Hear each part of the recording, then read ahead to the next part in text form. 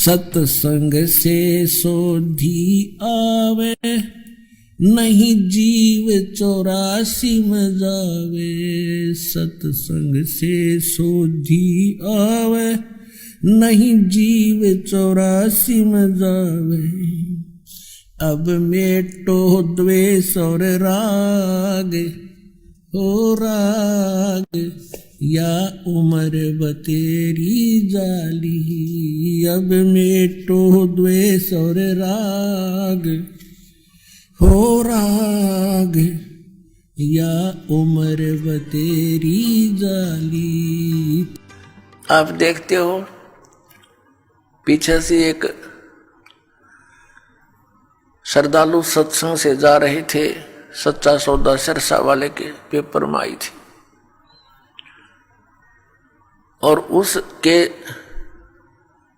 6 सदस्य यानी टोटल कुल के कुल सारे मर गए एक्सीडेंट में, एक बुढ़ा बच गया। और हम कई जगह देखते हैं, जैसे एक बार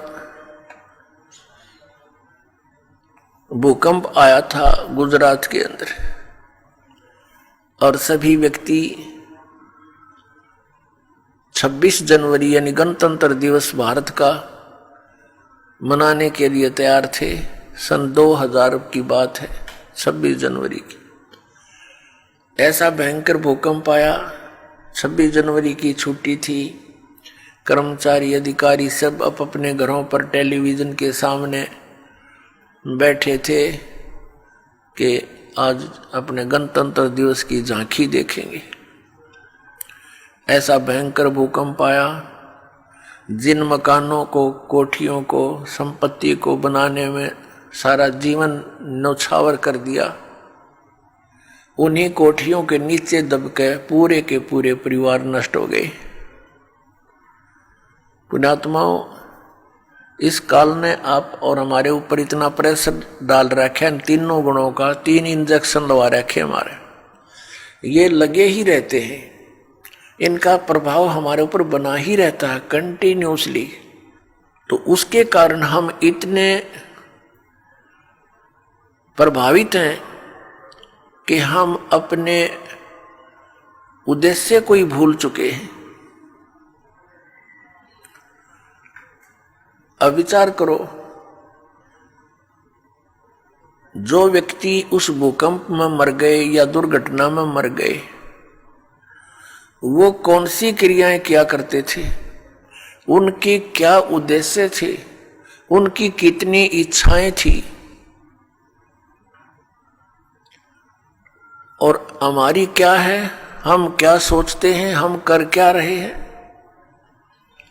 एक भक्त बता रहा था कि मेरी मम्मी बात न्योत कर आई थी, 5 लड़कियां थी, जिनमें से 3 का विवाह इकट्ठा ही था। 3 बेटियों का विवाह हो तो उस समय इस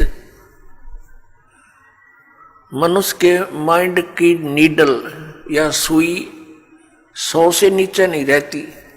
कभी उधर सोचा ये करूंगा, वो करूंगा, चिंता ये बनाई रखी है, हमारे साथ इसने लगाई रखा है। बस की बात नहीं, हमारी परंपराएं ऐसी बन गई जो हमें केवल दुख ही देती हैं, सुख नहीं देती। विवाह के अंदर भात न्योत का आना, फिर एक विवाह फिर उन भाइयों का शुरू हो जाता है, एक बहन का शुरू हो रहा है। तो इस तरह हम अपनी परंपराओं को, रीतियों को गलत बनाकर भी 90% दुखी हैं। अब वो रोहतक बस स्टैंड पर खड़ी थी, एक बस से उतरी थी, दूसरी का इंतजार कर रही थी, और खड़ी खड़ी सोच भी रही थी, क्योंकि जिसके 3 बेटियों का ब्याह हो, जो अनुपदेशी है, हमारे भगत तो अब इस बीमारी और बुराई से कति दूर हो जाएंगे, ज्ञान से होंगे, कोई प्रतिबंध से नहीं होती ये बातें। बच्चों का विवाह भगवान ने कर रखा होता है, या हमारी भूल है बाद में जो ड्रामाबाजी, नाचा कूदी, डीजे बजाना, फंड करना, ये कोरी बकवाद है। ये इस विवाह के समय में, इतने पुण्य संयोग के समय में ऐसे बकवाद नहीं करनी चाहिए। कोई घूटी ला रहा है, कोई नाचे कूद है, ये कोई बात हुई? ब्याह किसी का नाचे कोई, ये कोई सांग होया? कोई अकल हुई? लाडू कोई खावे और कूदे कोई, बता कोई बात है यार? तो इस तरह की हम अज्ञान से अपने ऊपर एक न्यारा वजन और रखे बैठे हैं, ये भी हटाना हमने बिल्कुल हटाना पड़ेगा। भक्ति तभी चलेगी, भगत तभी बनेंगे। अब वो पता नहीं क्या क्या विचार कर रही थी, वहां ऐसे करूंगी, ऐसा करूंगी, वो ऐसा लाना है, वो फलाना ऐसा करना है, लड़की के कपड़े बनवाने हैं, यानी सौ चिंताएं होती है। वहां पिलर के साथ खड़ी खड़ी ऐसे ही चिंतन कर रही थी, कहीं और घूम रही थी, खड़ी थी वहीं पर। एक ड्राइवर ने बस बैक करके सेट करनी थी अपने स्थान पे, कंडक्टर लग गया खुले पैसे देन, किसी के बकाया थे वो बकाया पैसे। ड्राइवर ने सोची तू लाग फटाफट बस को, उसने बस बैक करी, वह ज्यादा टेढ़ी होकर पिलर की सीधी होगी, उसने दिखा नहीं दूसरी साइड में, वह पीछे जाके, और उस बहन ने भी ध्यान नहीं, क्योंकि वो तो सोच विचार में बड़ी थी, उसकी छाती पर आकर लगी बस पाछे तर पीछे पिलर के सारा खड़िए थी, वह वहीं पर आध घंटे में तड़प कर मर गई। अब वो ब्याह भी रह गया, और जो इधर उधर की जो एक सेकंड का चैन नहीं था, अब वो कहाँ गई? तो पुण्यात्माओं, हम कति बालक हैं, हमें डर नहीं रहा, हमें याद नहीं रहा वो जाने का समय, और जब तक हमें यहां से जाने का समय याद नहीं रहेगा, हम भक्त नहीं बन सकते, हम बुराई से बच नहीं सकते। अब आज कोई नाच रहा है, कूद रहा है, एक समाचार पत्र के अंदर देखा, पढ़ा, उसमें क्या लिखा था कि विवाह था और पहले दिन वो डीजे मंगाकर नाच रहे थे, बहन भी, सब दूसरे भाई रिश्तेदार डांस करे डीजे के ऊपर, वो भी समाचार पत्र में। और अगले दिन वो दुल्हा जो विवाह करने चला था, कार एक्सीडेंट हो गया ट्रेले के साथ में, जितने सदस्य उसके साथ बैठे थे व्यक्ति वो सारे मर गए, वो भी मर गया। अगले दिन वो टक्कर मार रहे हैं, रो रहे हैं, बालों को पाड़ रहे हैं जो कल नाच रहे थे। अब बजा लो डीजे यहां पर। कहते हैं नानक साहिब जी कहते हैं कि ना जाने काल की कर डारे, और किस विध ढल जा पासावे, और जिन्हां ते सिर ते मौत खुड़क दी, उन्हां नूं केड़ा हासावे। आदरणीय नानक साहिब जी से किसी ने पूछा कि हे महात्मा जी, आप कभी भी खुश नजर नहीं आते, ना कोई त्योहार और तीज मनाते। तब उन्होंने कहा था भाई ना जाने यहां क्या बिजली गिर जा एक पल में, और हमने तो अपनी मौत दिखाई देती है, इसलिए रुचि नहीं बनती इन नाचन और गावन में, यहाँ की नकली खुशी मनावन में, कति दिल नहीं मानता। ना जाने काल की कर डारे, किस विध ढल जा पासावे, और जिनाते सिरते मौत खुड़क दी, उन्हां केड़ा हासावे। फिर उनसे पूछा क्या आप कभी प्रसन्न नहीं होते, ऐसे कैसे जी रहे हो? तब उन्होंने बताया कि मैं प्रसन्न होता हूं, साध मिले साढ़े शादी होंदी, विछड़ जा दिलगिरी वे, अख दे नानक सुनो जिहाना, ये मुश्किल हाल फकीरी वे।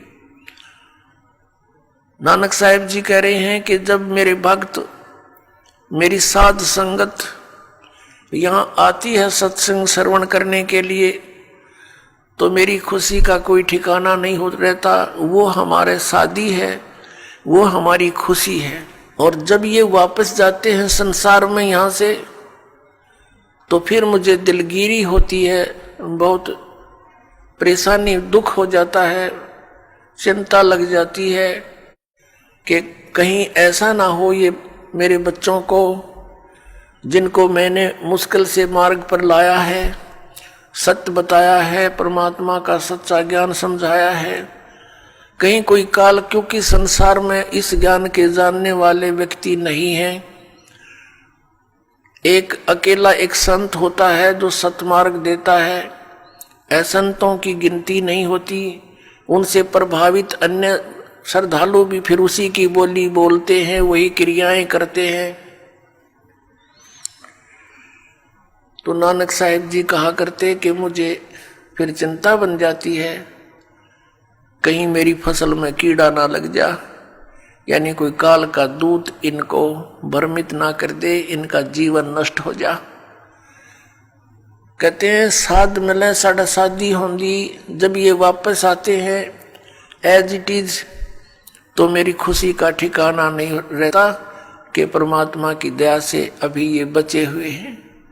और विछड़ जा दिलगिरी वे, जब ये यहाँ से जाते हैं तब मुझे बड़ी परेशानी होती है, मुझे चिंता बन जाती है। क्यों बन जाती है? अख दे नानक सुनो जहाँ ना मुश्किल हाल फकीरी वे। फकीरी में भक्ति, फकीर का अर्थ होता है सभी बुराइयों से हटकर सबका परित्याग करके भक्ति करे। तो जैसे भी बुराइयां कुरीतियां संतों ने हटाने की चेष्टा की, तो अन्य समाज ने उसको लगाने की चेष्टा की। तो जिस कारण से भक्त और संसार के अंदर सदा से ही विरोध बना रहा, क्योंकि संसार की जो रीतियां रिवाज हैं वो काल प्रेरित है, वो यही रहने की है। और संतों की मर्यादा इस काल की मर्यादाओं से हटकर है, वो भक्ति बाधक है। इसलिए अन्य समाज के लोग कहते हैं देखो इन्होंने तो माता धोकनी भी छोड़ दी, इन्होंने तो बाबा श्याम जी भी नहीं पूज रहे हैं, ये तो ऐसे भी नहीं कर रहे हैं, ये तो दिवाली भी नहीं मना रहे हैं, ये कैसे हो गए हैं, इन तो बट्ठा बैठा दिया। एक भक्त बतावा था, कहने लगा जी आज 10 वर्ष हो गए हमने कोई त्योहार नहीं मना लिया। नाम लिया था उसने उस दिन, फिर वो अपने दुख गिनावा था, कह रहा था जी हमने 10 वर्ष हो गए हमारा त्योहार नहीं मन लिया, ना होली ना दिवाली ना तीज ना कोई अन्य। क्या कारण? कि हमारा परिवार है, कभी तो हमारे घर में कोई खुद जवान भाई की मृत्यु हो जाती है, 1 वर्ष उसकी चिंता पूरी होती है, तब तक दूसरा कोई रिश्तेदार निकट में, जैसे बहन का पति मर गया, फिर त्योहार मने नहीं, फिर कोई बिल्कुल साथ में का केताऊ का मर गया जवान, फिर ऐसे फिर लड़का मर गया। 10 वर्ष हो गए हमने त्योहार नहीं बना लिया।